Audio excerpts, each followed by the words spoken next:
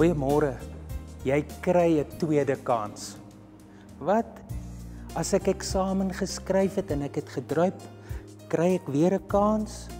As ek misluk het, kry ek weer 'n tweede kans? Ja, jy kry 'n tweede kans by Jesus. Jesus gee vir jou 'n tweede kans. Ja, al het jy miskien 'n persoon verloor wat vir jou kosbaar is. Miskien het jy 'n leemte waar jy verlang na iemand.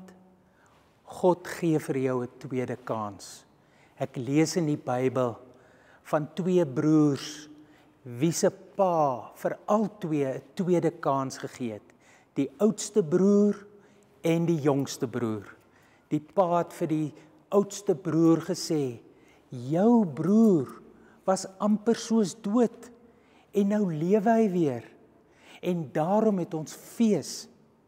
Vir die jongste broer het hy gesê: "Jy's welkom. Daardie lewe wat jy verloor het, kan jy 'n tweede kans kry. Jy kry vandag die geleentheid om 'n tweede kans te kry. Miskien is jy amper soos dood. Binnekant voel jy dood, leweloos. Jy kry 'n tweede kans. Ek lees in Lukas 15 vers 24 en 32. Jesus gee vir jou lewe as 'n tweede kans. Vier die lewe. Amen. Kom ons bid saam. Here, help my om die lewe wat ek het te vier. In Jesus naam. Amen.